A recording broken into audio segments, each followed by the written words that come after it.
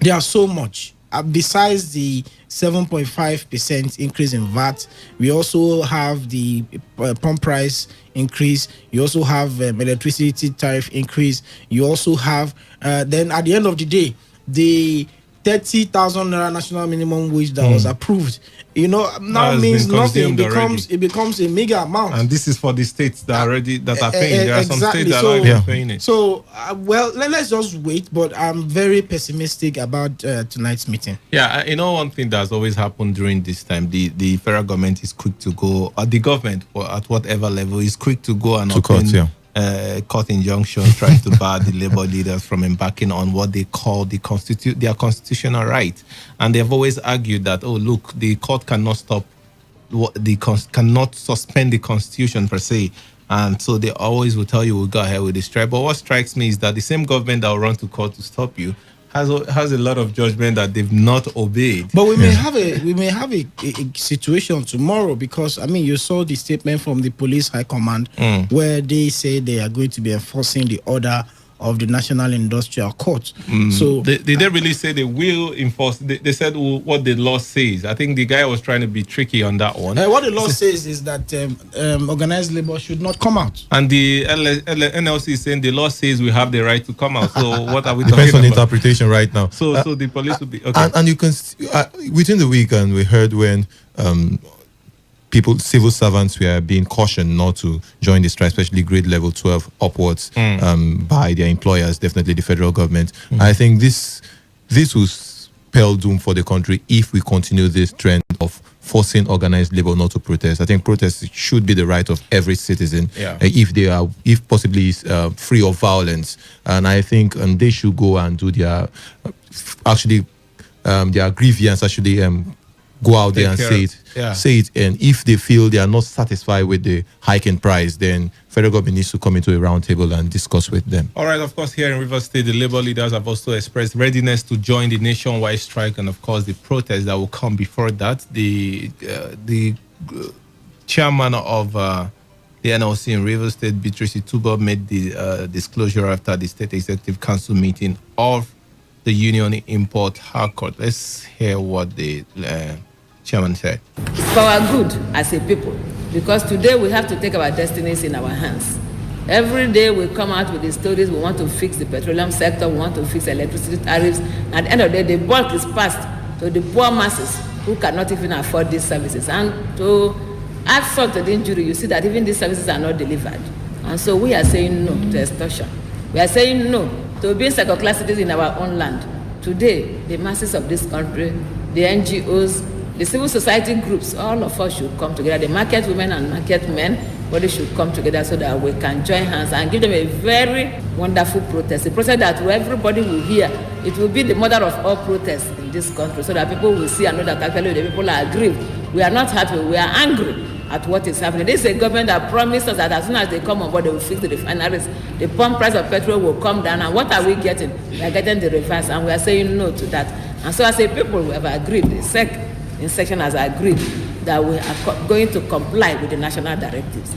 All right, they will comply with the national directive. But let's look at the issues here, Victor. Do you think it is possible economically to revert back to that old pump price, especially that of electricity tariff, knowing that it's a private business basically, and they are at liberty to, they had wanted to increase this some time ago. The National Assembly stopped them, but I think they extended the time, so it was something that was going to happen anyways. So you think it's possible now to really revert back, to the old prices for these things? Our economic outlook doesn't look good at all. And that is because of the obvious effect COVID-19 brought upon us. COVID-19 has done very grievous damage on world economy, and Nigeria inclusive. So a lot of countries that have never even experienced recession before, or the last time probably a country like New Zealand experienced recession was over 15 years ago. And now a country as economically stable as New Zealand, have announced that they have entered into a recession. Just a few weeks ago, the United Kingdom also, expressed fear that they are already staring recession in the face if they don't do anything about it. So these are just a few examples. These are economically stable, viable countries than Nigeria. Nigeria, for crying out loud, is a developing country. That we even rely on other countries to be able to survive. Yeah. And here we are battling with COVID-19. The government, to be fair, have done enough. They have done a lot, let me put it that way, to stabilize our economy. And let's assume these steps were not taken. Let's assume that the federal government is still paying subsidy between, as at the time they stopped, announced the stoppage of that payment up until now. And then imagine the amount of debt we would have run into. Before now, Chinedu, we are a country that borrow money to pay salaries. Yeah. But as at today, we are borrowing money to carry out infrastructural development. That is an improvement. We don't want to slide back to that era where we'll be meeting World Bank, to collect funds to pay salaries, collect funds to subsidize fuel, and all of these things. This is the economic reality, and Labour must look in that direction. We know probably the timing is very wrong. Because of the impact of COVID-19, a lot of people have lost their jobs. The 30,000 naira national minimum wage increase, it looks like it has no effect. And then some of us are working in private firms, have our salaries slashed by some percentage. So it's a worldwide problem, and I think Labour should look in that direction and reason with government. But to be fair with Labour, refer to the Labour union leaders, shouldn't this thing come in phases? I mean, why should we be having an increase in the basic things almost at the same time? The tax recently was increased from 7 to 7.5. I think the error this government made was that they left it too late. Not even a little too. They left it extremely too late. When they were coming in, they promised that there was not going to be subsidy anymore. They promised improvement in power supply and all of those things. I thought that a reasonable government, all these policies would have been introduced in the first 2 years of the administration, probably by 2017. And as of today, Nigerians would have gotten used to the new system. But unfortunately, COVID-19 came upon us, and the federal government now lacked the initiative on how to go about this. If they had continued to subsidize fuel for Nigerians and subsidize power for Nigerians, look at locations in River State, for instance, where at the end of the day, they don't have more than up to 4 hours power supply in a day. And then you go to somewhere around Peter Odili, they have 21 hours power supply. And it is still the same federal government that is subsidizing the power supply. So it means that those in Peter Odili are enjoying the subsidy, than the ordinary people living in other localities. So instead of doing that for rich people that are already rich, that can afford diesel, and then the poor people who are supposed to get the power, but they don't have probably good transformers or good cables to supply proper power for them. So Labour is right in the agitation. But a second thought will tell you that the federal government also needs to take this step. If they don't take this step, we will run into trouble. Okay, in taking this step, I remember in 2012, when the then president attempted to remove the subsidy, we saw the protest that followed. So at some point, I think it was the partial removal, as they called it. But along the line of negotiations, then the federal government brought up what they call palliative. So they say, okay, we are rolling out a number of buses to carry workers or every other person to their destination. That would mean that they don't need to rely on the public transportation system that they have to pay. This one could be free or probably highly subsidized. Do you think that same thing should really apply now as a way of salvaging the situation going with the line of Victor, that look, we It's can't not sustainable, afford yeah. to sustain this now. I mean, shouldn't the federal government be looking at palliatives? I think the first thing is about communication, proper communication between the people and the government. I think there should be that proper dissemination of information to the people, so they will understand how government runs. So they will understand when the changes comes, and there should be a roadmap to this.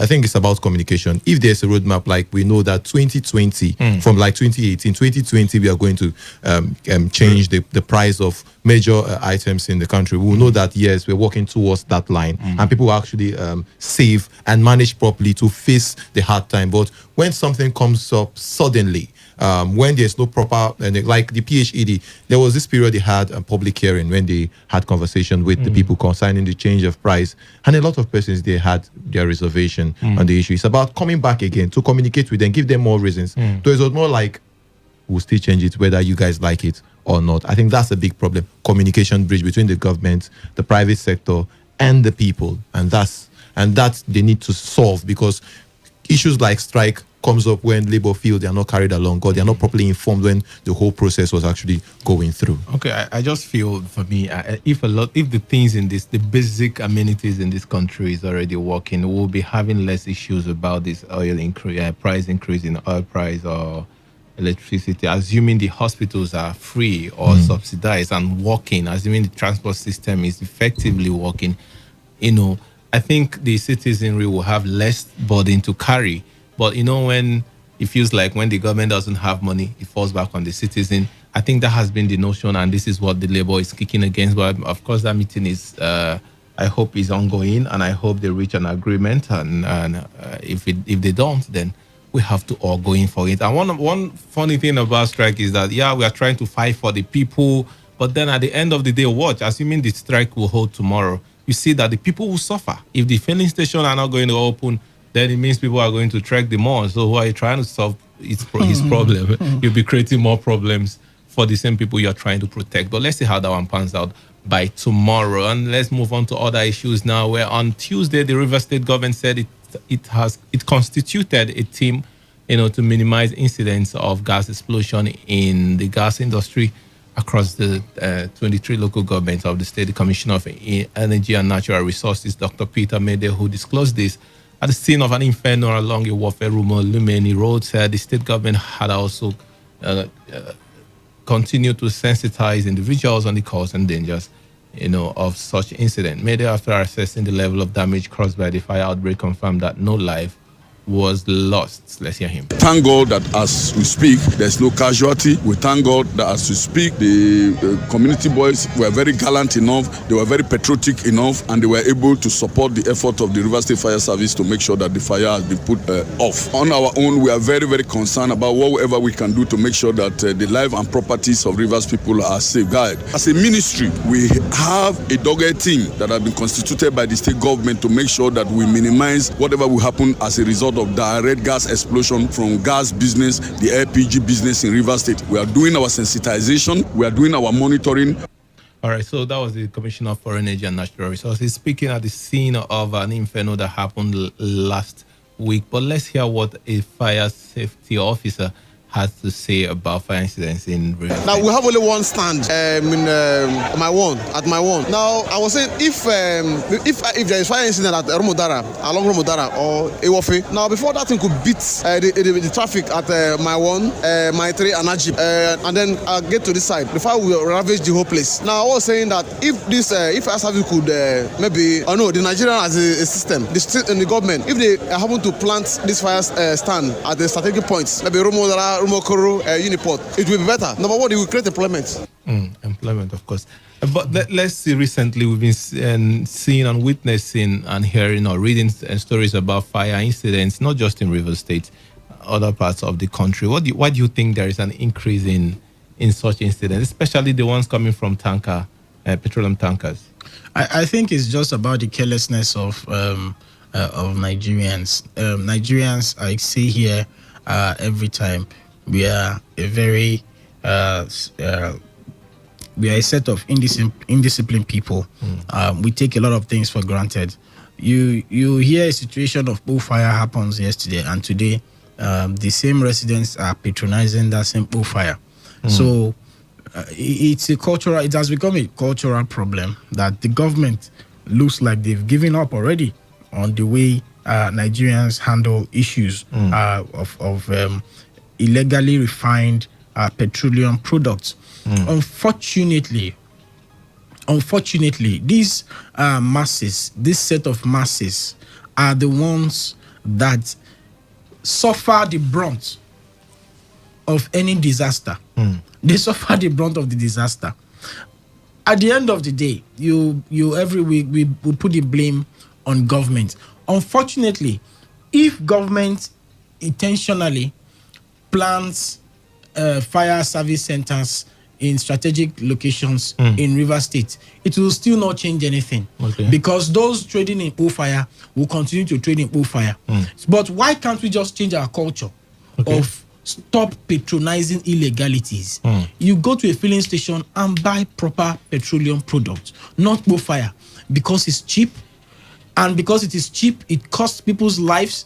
But at the end of the day, too, the point made by the safety officer that spoke with us there, is also valid, because if, as far as I know, the last time I went to the fire service center at Port Harcourt, my one, it looks to me like a moribund center, because nothing happens there. The trucks I saw there are still there for a long time. They've been there for a long time, and they are the ones you still have there. So nothing has happened. You don't see any improvement. The facility itself, the building from outside, is very discouraging. You just know that place cannot function properly. So the incidents of fire that we see can be managed if people can be disciplined enough to stop patronizing illegally refined products. That's all. Okay. I mean, it would be nice to say build fire service centers across the state. How possible is that? I mean, if the government was to take the advice of this fire safety officer, it's easy, and it's quite. I think it's affordable if the government actually do the right thing. Prioritize fire incidents, fighting fire incidents in the state. A typical example, you can actually ask these local government areas chairmen, what are they doing with their funds? Sometimes you ask yourself and you wonder, is it just paying salaries and doing few projects? I think it's about doing something like this. If they can be instructed by the state governor to actually plant this in all their local government area, to help a whole lot, not just the state government. I'm talking about the local government. How do we start talking to this fire tank? What's it called now? The tanker drivers. You cannot blame them that much, because first off, they have a certain amount of blame, but you think about the bad roads. I was passing through the LMA axis of the East-West Road, and when you look at that road, you just pity the drivers, and basically, and we have a lot of those kind of roads in the state and across the country. So if we cannot repair these basic roads, then the tanker drivers are in problem, and they can't help themselves sometimes when you have bad roads. Okay, we hope that particular one gets better, because the way the news is filtering in from all across the country, fire incidents from everywhere, particularly from petroleum tankers. I hope the one at Kogi State was very devastating. Very devastating. And Lagos is almost every 2 days other day. So it's a general problem. But I mean, if you look at what happened in Kogi, for instance, like Priye said, it was as a result of bad road. The one in Lagos as a result of bad road.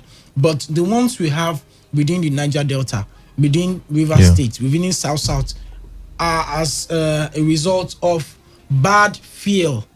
Bad fuel. People store these fuels in their houses, store them in their cars and park them within neighborhoods. So you see these things, and how much really can government do to stop them? Okay, so we'll be moving on to other issues now. On same Tuesday, the management of the Niger Delta Development Commission, NDDC, pledged to verify and pay all outstanding foreign scholarship claims within the next few weeks. The executive director of project of the NDDC, Cairo Jubu, made the pledge in London at a meeting with representative of the commission scholars in the United Kingdom. Ojubu said the commission decided to verify the scholarship awards because because of obvious discrepancies and the fact that 50 of those awarded the scholarship in 2019 did not leave Nigeria for their studies in the UK. Okay, so I want to believe this was the trip. One of the issues when there was this probe, the trip they said did not take place, but monies were paid. I remember the defense of the commission then that, look, the money has to be paid first before the trip, ESTA code, like they called it, has to be paid first before the trip can be embarked upon. And if anything, but for any reason the trip wasn't taken, then the monies would be returned. So, of course, the monies obviously were not returned and the trip has held. But I'm surprised that we are still talking about, offsetting the claims, the scholarship claims of these students. I remember that the commission said within the next week we are going to do this. So I'm still surprised that they are still talking about it. Well, Chinedu, the story when it emerged in the course of last week, the story was accompanied with pictures from London, with Cairo Jugbo snapping, taking pictures with some of the consultants during the meeting and all of that. For me, I think this is a PR stunt.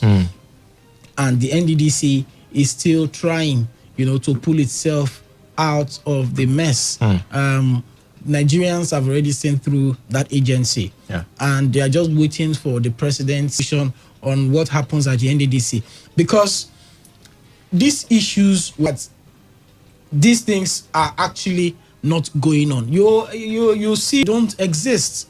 And if you read through what Cairo Jugbo, found out in the course of his trip, was that they found 50 people who are beneficiaries of the NDDC overseas scholarship, but they never left Nigeria, and monies had been paid for 50 people, and these monies are paid in international currency. Nigerians, that 50 people were not part of the beneficiaries. And as a matter of fact, you'll be shocked to find out if the forensic auditing actually goes on. You'll be shocked to find out that the number of the ghost beneficiaries may be more than 50. So who are those that collected these monies? The NDDC management, unquote, at that time that approved the transfer of these funds, didn't they do their due diligence before making that approval? So each and every management member of the NDDC have to account for what they have done at the NDDC. It doesn't matter how long it takes, but they must account for it, because these are huge amounts of money. Okay, go ahead. I think the NDD by forces, political forces within the region, powerful forces, you can't just help it. That's why the system is so messed up. May 1st is coming. Should the president be making any statement concerning the NDDC? A lot has happened, and the NDDC is one of them. Besides that, in Nigeria's 60 years, forensic auditing that has started. All right, I will be moving to other issues. On Friday, the crisis rocking the All Progressives Congress in Ekiti State worsened as leaders of a faction of the party announced the suspension of Governor Kayode Fayemi. These people have started again. In a statement by the faction led by Senator Tony Adeniyi, the governor was suspended due to his numerous anti-party activities, especially his role in the recently concluded governorship election in Edo State, which is contrary to provisions of the Article 21, subsection A2 of the APC Constitution. The party claimed that the faction of the party now claimed the state and hashed it in Edo State. So the troubles are not over for the APC. We had thought that after they constituted that caretaker committee, where after the Oshomole-led NWC, was ousted, that would have been the beginning of peace, basically, in the party. So the president directed that, look, everybody withdraw your case from the court. Let's see if we can forge a headway here. So there was since then we've not had much about their issues apart from the one in Rivers State, which has refused to go.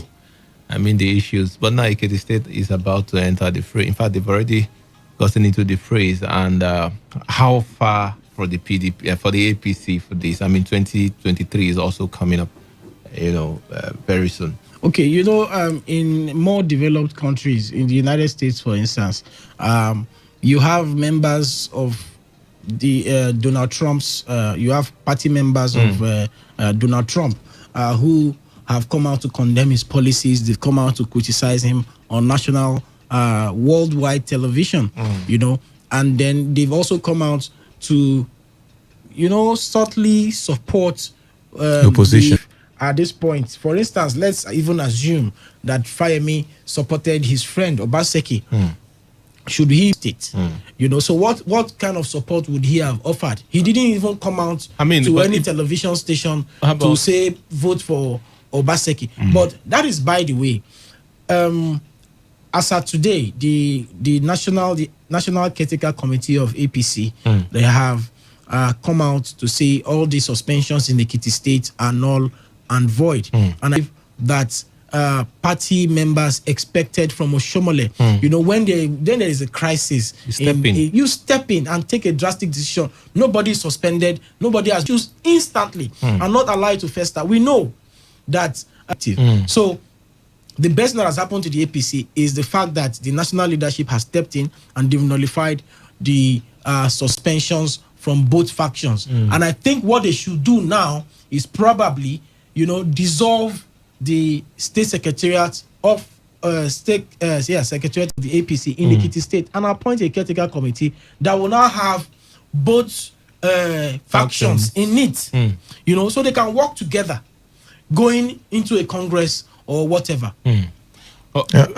I think differently here because every party, the system in the United States is quite different from that of Nigeria. They have a constitution, and if the constitution feels you going against their structure, supporting another candidate is actually anti-party, then they can't suspend you.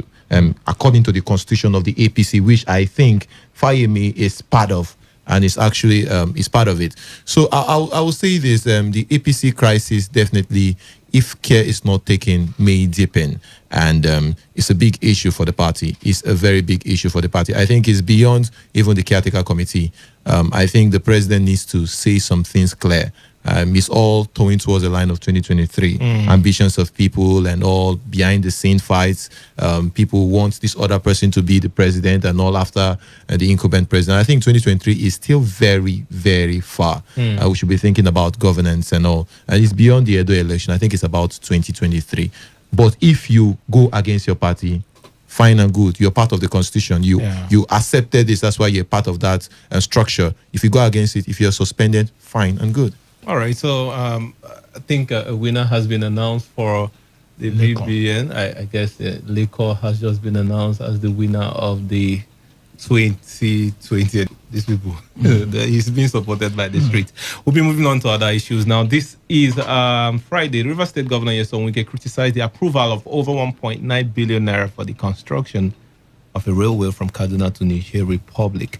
Wike, however, noted that criticisms cannot make the federal government reverse the decision, to embark on the project. Let's hear what he had to say. Who are those who are involved? Taking care of instead of building a railway from all the way from Kaduna to Niger Republic. Is there any economic importance? On how these decisions, these introductions, these policy introductions are made. Nigerians need to understand, how this was announced. I think it was even disrespectful because Nigerians got to find out, and it looked like it was mentioned in passing. There was no serious explanation made apart from the fact that the railway will be integrating 3 states, Kano, Niger State, at the border point of Niger State. In fact, it was Garba Shehu Republic that was going to determinate at the border point of that country. But what I find very discouraging for Nigerians to react before explaining. It is heads up on the implication of them with the real reasons why the $1.9 billion to fund that project. $1.9 billion, Chinedu, is a lot of money. And this is besides the amount that has already been borrowed before. including the ones that has issues about sovereignty and all of that. So the federal government should use this opportunity. I mean, President Buhari is supposed to address us by the end of this week. We hope that he's going to explain this thing better. And the fact that, these policies are coming at this point when we claim not to have money, when we claim to have economic issues, when we claim to have economic downturn, and we're talking about funding a rail project to Niger Republic, the federal government must come out to explain to us. I've seen the graphic explanation as to the benefits, but I think that the federal government should take that responsibility to explain to us. Let's understand it properly. What are the gains, connecting this rail to Niger Republic? And apart from that, while this project is going on, what happens to the Port Harcourt Maiduguri railway that's supposed to also connect to Bonny? Okay. When is that supposed to start? So all these revitalization of our rail system should be holistically. The minister should sit down and address a live media conference. Let Nigerians asking questions, because the borrowings are quite much. Too much. Yeah. I think if you've gone to the northwestern part of Nigeria, you know how important the trade between Niger Republic and Nigeria, the routes, like there's this direct route from Kebbi State down to Niger, and also Sokoto access to. It's quite close, and we do a lot of business with Niger Republic. There's no doubt about the economic importance of the railway, but the issue is about we have other serious and pending issues in the country when it comes to infrastructure. Look at the routes in the southwestern part of Nigeria. It's nothing to write home about. The south part of Nigeria, nothing to write home about. You look at the west, the mid, the north central, a lot of project needs to be done in this country when it comes to road construction and all. And this is what the massive use on a regular, and we have a lot of bad roads. Then you are borrowing 1.5 billion, 1.9 billion on railway for trade reasons and few reasons. I think, and the federal government basically saying it's a good project, but the timing is wrong. And secondly, how important is it compared to other projects and other pending issues? That's my issue. I mean, the argument would be that they have a lot of economic activities going on. I mean, we have good trade relations with Niger, so it would be easy for them to move goods and import goods. So beautiful true. Reasons. So true. But maybe this should have come much later. Exactly. But would the problems ever be solved totally before we can move to other ones? Infrastructure can never be done totally, but at least to a certain level where we can actually say, you look at the East-West road and you say, wow, 90% completed. You look at some major roads in the country and you say, wow, it's quite good. Then you think about this kind of project, this kind of gigantic project. I always make example of the US when it comes to this type of campaign promises. Yes. They don't talk about roads and lights again. And what you have to do, those are campaign factors. But we'll be moving on to other issues. Here in Nigeria, on Thursday, the Attorney General of the Federation, Abubakar Malami, shelved his plans to appear before the presidential panel probing the suspended acting chairman of the Economic and Financial Crimes Commission, Ibrahim Magu. Malami, in a letter addressed to the panel led by Justice Ayo Salami, stated that he would not be able to appear before the investigative body because of the privileges, of course, attached to his office. The development comes less than 2 weeks after the AGF boasted that he would appear before the panel to testify if he was invited. So I watched that particular. You cannot come out. I mean, well, you can. You are not necessarily obliged to come out and send in your reply in print. So that is what I think he had done.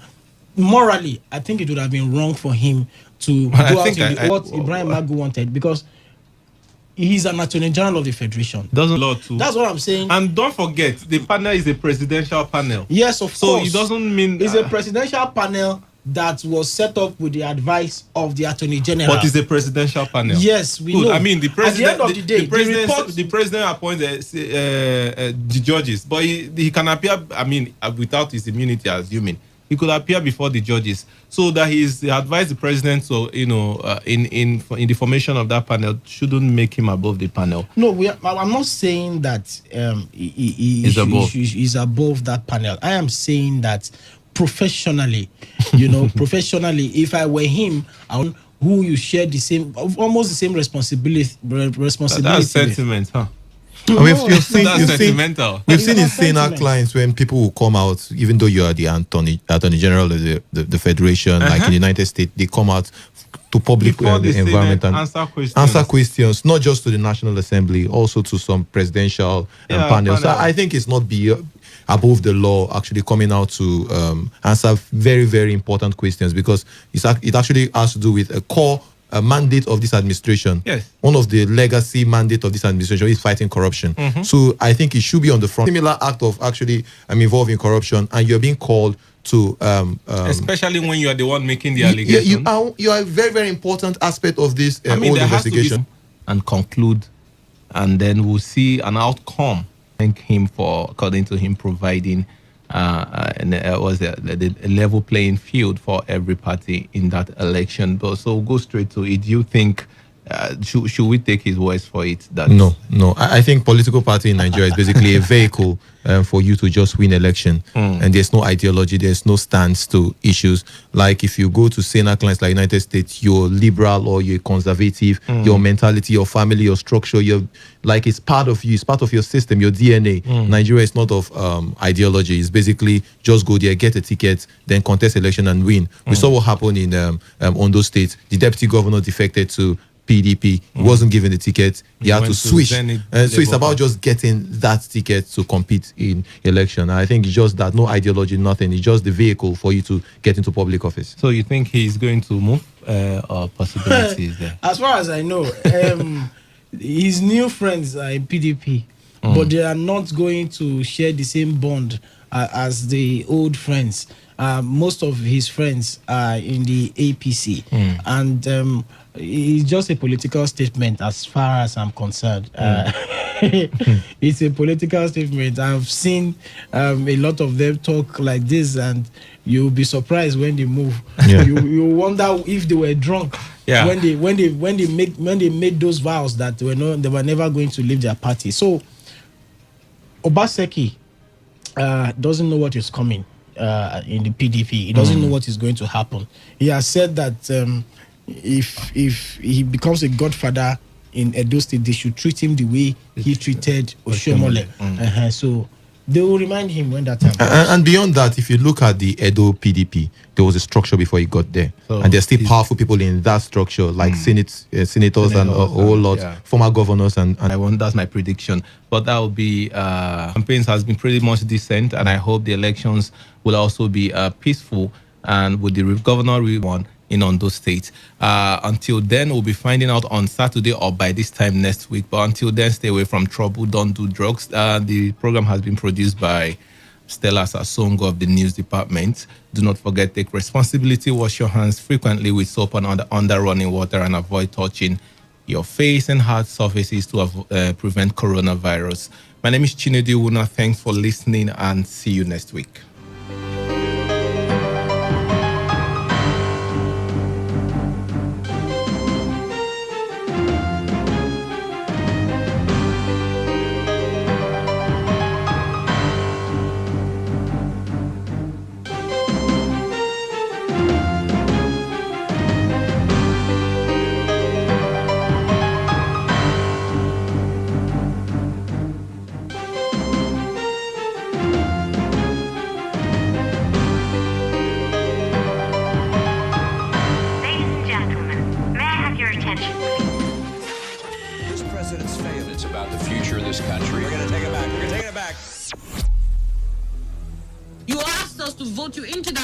So you can bring about that solution. So when you vote me, then you sleep.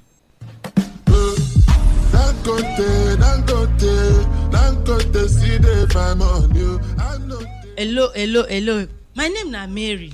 I happy to come share this wonderful opportunity with you now. This opportunity in the column daily income stores opportunity. This stores now one store we don't dey for 13 years. This store is approved by the government. This store, the product where they get inside get NAFDAC number. This store, ma tell you, it don't change plenty people life, including me myself where they talk to now. Yes, one day like this, I did for my house. For radio now I hear am. We are just sit down, they think how my life won't be. I hear say if I shop one time, drop my account number. See, as other people they shop after me, now so I go begin they get pay. I say, make I go try. I see say this shop they get product. Which kind of product they get? They get toothpaste. Where every day they go they shop, they know they tell me anything. Then they give me nylon bag where they write thank you. Now so I shop. As I drop my account number, few days later, because other people don't come shop after me, I begin they get pay. You where they hear me, gather your things, carry your phone near your body. Make I give you phone number where you go text enjoy to sharp. Yes, because you need to text enjoy to this number. 0813 026 1425. 0813 026 1425. 0813 026 1425. A lot of persons don't believe say with your ATM, if you go bank, go there, go slot in that card and money go come out. Some people when mobile banking come out, they no believe say if you sit down for your room, they do send money give for another person account. Now the same thing where they happen for daily income stores now, where you go do only shopping. As you the shop finish, you go drop your account number, then you go come they get paid as other people shop after you from daily income stores. And that's why we hold program to show people how this store they work. And for you to be part of this program, you need to send us message. Just send us enjoy. Put for this number so that you 25 0813 026 1425. Daily income store na innovation. Daily income store they open our eye to so many things.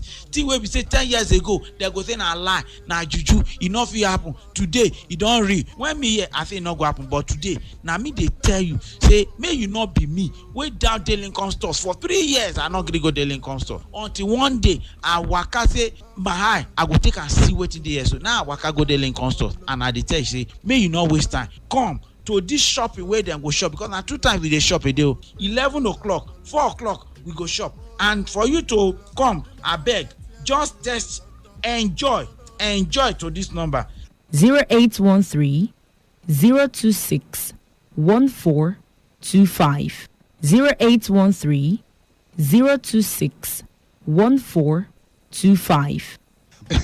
My people are the great because my life don't change. I go use service, I come back.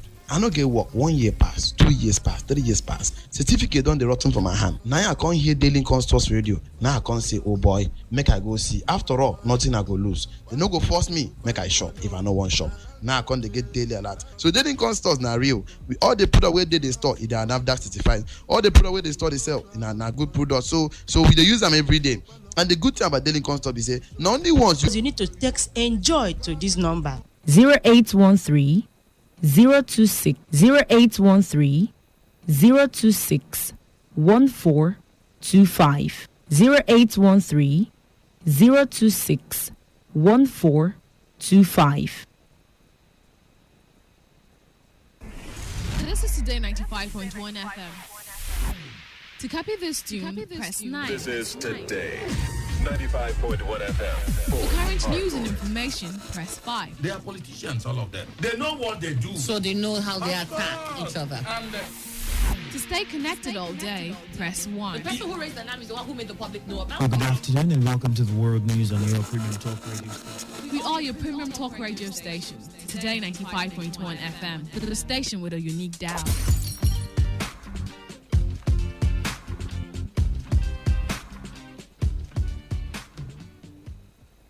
Every day, every hour, when the big stories break, depend on our 24-hour news team to bring you the latest. Today, 95.1 FM.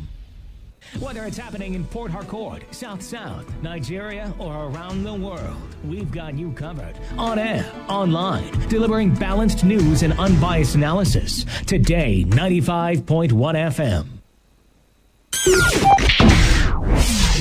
Today, 95.1 FM, Port Harcourt.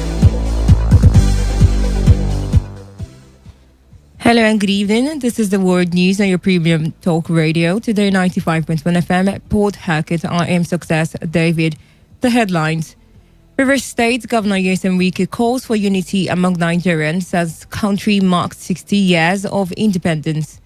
NLC insists on going ahead with its planned protest and strike over increase in electricity and fuel price. Serap demands prosecution of high-profile corruption cases by federal government. And unforeseen clashes between Armenian and Azerbaijani forces over disputed Nagorno-Karabakh region begin. Now, stay tuned for the news in details.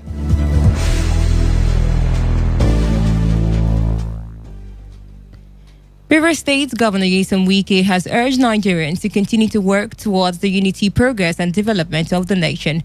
The governor made the call during the interdenominational church Thanksgiving service held in commemoration of the Diamond Jubilee Independence celebrations at the St. Paul's Cathedral, Durbu, Port Harcourt.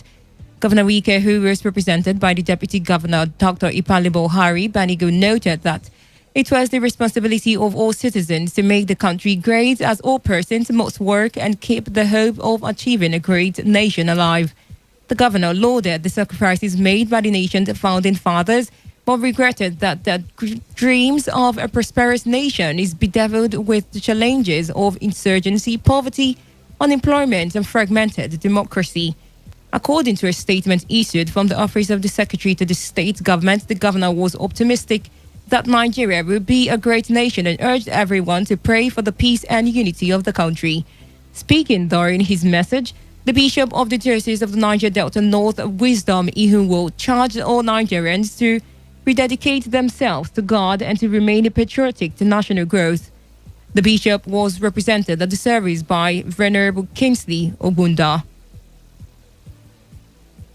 Private sector workers in River State say they are also joining in the nationwide protest of the organized labor.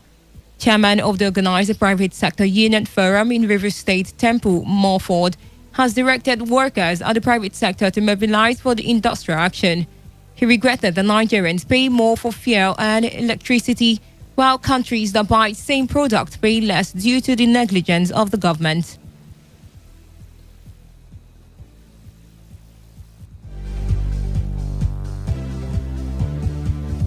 It has no option than to join the National Executive of Nigeria Labour Congress to make sure that there is total compliance of the strike action and as well as the peaceful protest that is coming up on the 28th of Monday, 28th of September 2020. So I hereby call on all members, workers of the private sector to join the action and let them make sure that there is total shutdown, both land, air and sea. There should be no operation. Even the filling stations should be closed down with immediate effect. Transport vehicles, parks, all others should remain shut down because they are under the private sector unions. Melford also disclosed that a monitoring team has been set up by the Joint Action Committee to enforce absolute compliance to the strike, warning that any sector that fails to embark on the strike will be sanctioned by the NLC. Whosoever fails to comply with the decision from the NAC, then that person should have the right to face the consequences of Nigeria Labour Congress.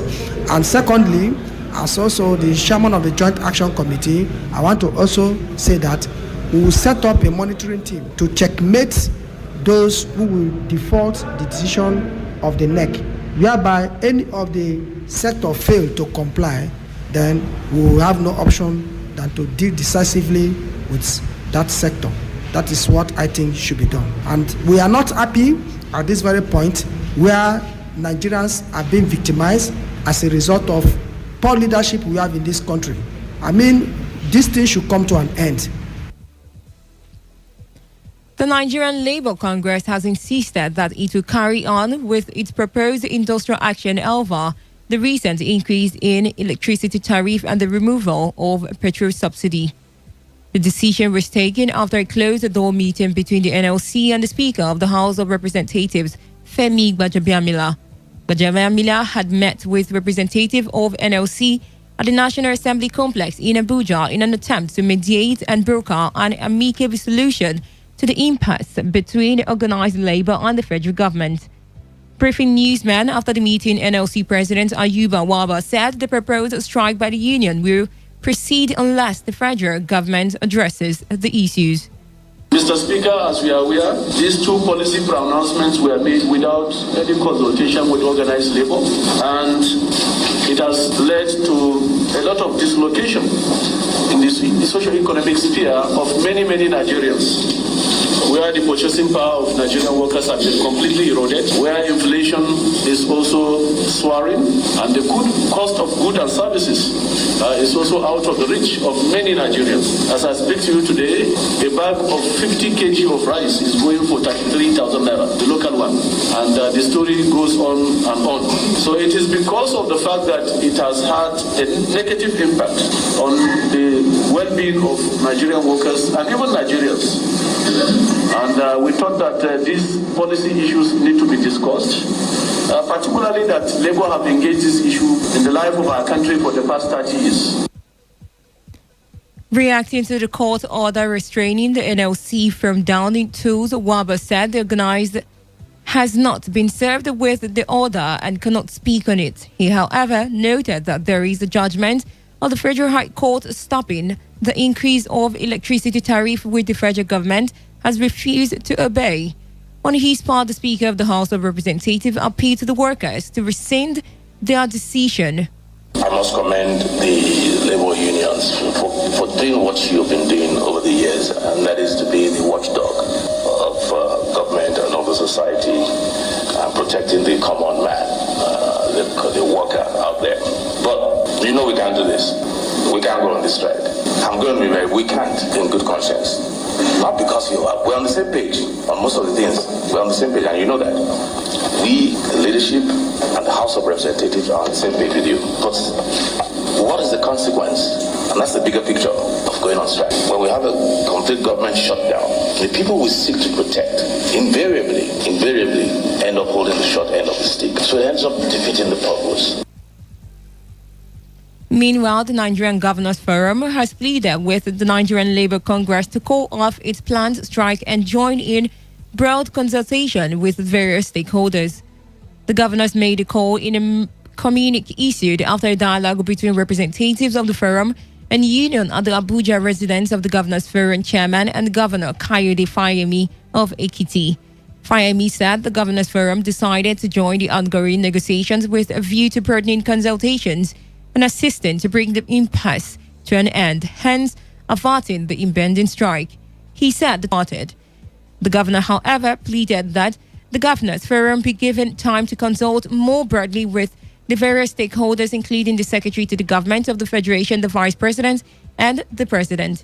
He said that the consultation would be top priority for the Governors Forum, as he promised to immediately visit the presidency after the meeting. Ahead of the planned industrial action by the organized labor in Nigeria over the recent hike in electricity tariff and fuel price, the Nigerian police force has warned that it will enforce the law on the matter.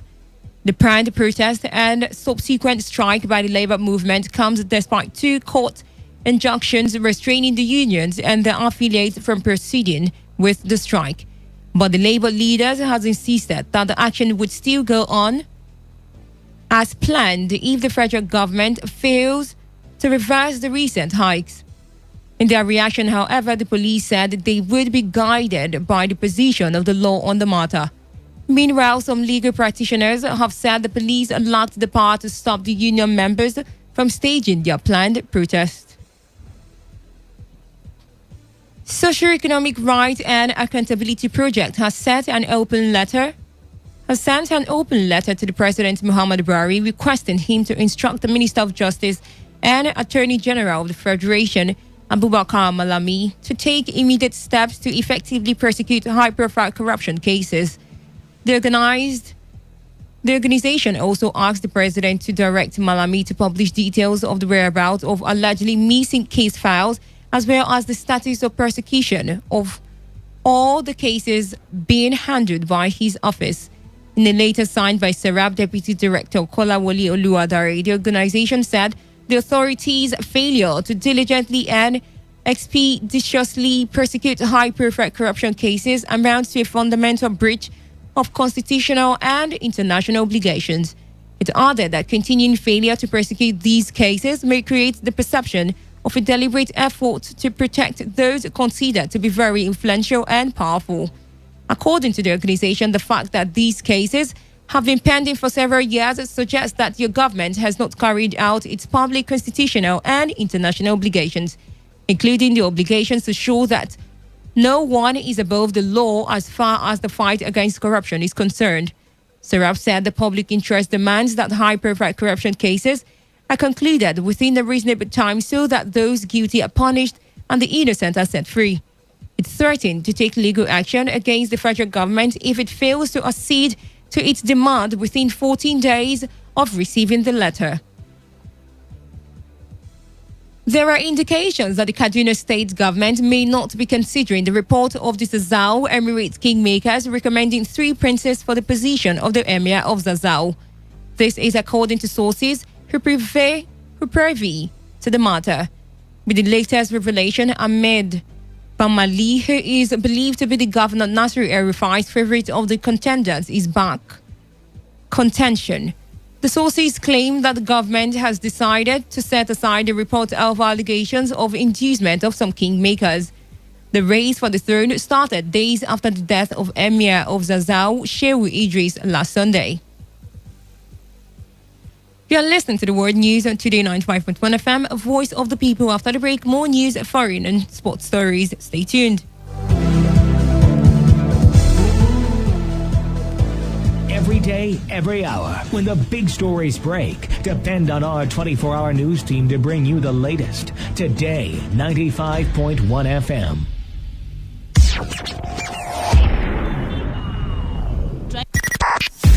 .1 FM, voice of the people.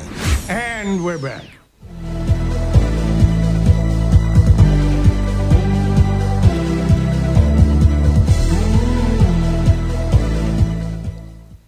You're still listening to the World News here on Today 95.1 FM. Now to the rest of the stories. The defense headquarters says 18 persons were killed in Boko Haram ambush on Borno State government convoy on Friday. Disclosing this in a communique, the Coordinator of Defense Media Operations, Major General John Eneche, said only 10 police, 4 soldiers, and 4 civilians were killed in the ambush at Bawati village. The military spokesman said the victims were killed by an explosion from the multiple improvised explosive devices planted on the road by the terrorists. He further disclosed that 2 police vehicles were carted away, but added that the troops on the hot pursuit of the insurgents successfully recovered the vehicles and captured a Boko Haram gun truck. According to him, the Nigerian army has since deployed bomb and IED disposal teams to ensure effective route scanning and clearance to forestall future occurrence. In continuation of the intensive clearance operation by troops of Operation Lafia Do in the northeast, 13 suspected Boko Haram terrorists, along with 6 women and 17 children from Kodila village, have surrendered to troops of 151 Task Force Battalion at Banki Junction in Bama local government area of Borno State. The Coordinator of Defense Media Operations, Major General John Eneche, disclosed this in a statement. Major Eneche noted that the suspect and the family members who surrendered on 26 September 2020 have been receiving medical attention at the 21 Special Armored Brigade Medical Center. According to Eneche, the armed forces of Nigeria and other security agencies remain resolute, determined and committed to sustaining the tempo of the operations. The West African Examinations Council has assured that it will keep to its 45 days deadline of releasing the result of the examination. This means that the result should be released by late October. The council said it is working to meet up with the said deadline. The West African Senior Secondary Certificate Examination was taken between August 17th, 2020 and Saturday, September 12th. And on the foreign scene, South Africa's president has docked 3 months of the defense minister's pay after she allowed governing party officials to fly on an Air Force plane to Zimbabwe with her on 9th September.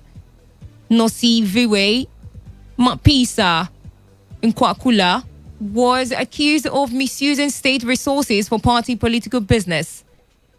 The defense force has argued she was on official business and had simply given the other passengers a lift. But President Cyril Ramaphosa called it an error of judgment. Mpisa Nkwakula had been traveling to Zimbabwe's capital, Harare, for a scheduled meeting to discuss regional issues. The delegation from South Africa's governing party, the African National Congress, was meanwhile going there for crisis talks with Zimbabwe's ruling ZANU-PF party aimed at helping tackle the country's political and economic woes. But the opposition politicians were extremely critical of the fact that she left the ANC delegation hitch a lift with her. Clashes have begun between Armenian and Azerbaijani forces over the disputed Nagorno-Karabakh region, with at least one Azerbaijani helicopter shot down. Armenian said Azerbaijan had launched an air and artillery attack and later declared martial law and total military mobilization. Azerbaijan said it was responding to shelling along the whole front. Both sides have also reported civilian deaths, even as the long-running conflict has fed up again in recent months. And in sport, Lewis Hamilton's quest for the all-time record of Formula One wins was put on hold when he was hit with penalties at the Russian Grand Prix. Hamilton's Mercedes teammate Valtteri Bottas dominated after the world champion was given a 10-second penalty for doing 2 illegal practice starts. Hamilton's transgressions put him on the verge of a one-race ban because of accumulated license penalty points. Bottas' win means he cuts Hamilton's championship lead to 44 points. And now to end the news, here's a summary of the major stories. In the news, you heard that Rivers State Governor Nyesom Wike has called for unity among Nigerians as country marks 60 years of independence. NLC has insisted on going ahead with its planned protest and strike over an increase in electricity and fuel price. Serap has demanded the prosecution of high-profile corruption cases by the federal government. And on the foreign scene, we told you that clashes between Armenian and Azerbaijani forces over disputed Nagorno-Karabakh region have begun. And that was the news as edited by Chinedu Iwuna. For comment and inquiries, please call 081-5341-8657 or 081-4434-3502. Or send your emails to news@todayfmlive.com. You can also read our stories on www.todayfmlive.com. Do not forget, take responsibility, wash your hands frequently with soap and running water. Avoid touching your face and high contact surfaces to prevent coronavirus. I am Success David. A very good evening to you and thanks for listening.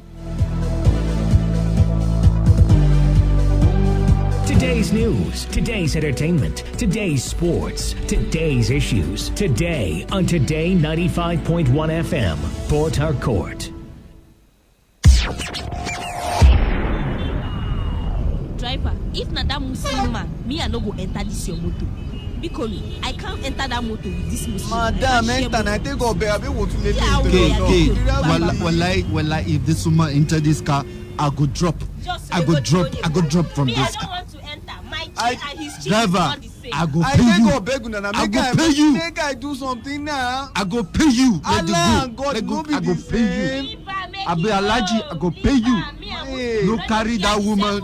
No carry that woman. Madam, make una hear me now. Christian and Muslim, no be the same Nigeria we be. We be brother and sister now. No carry that woman. I go pay you. No to the go. You go pay me. I go pay you. Make I dey go.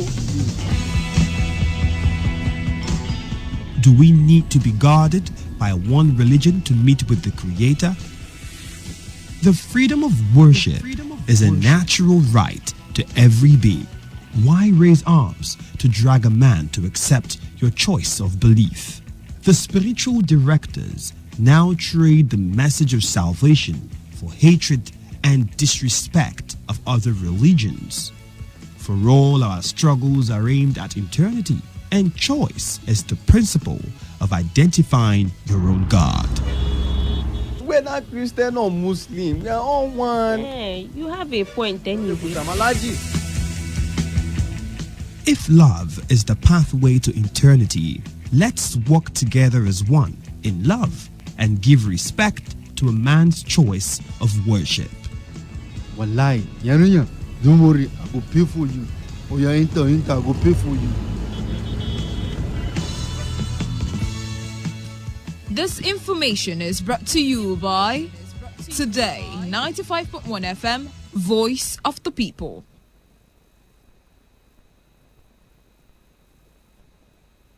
Port Harcourt, are you ready? Today 95.1 FM, the voice of the people.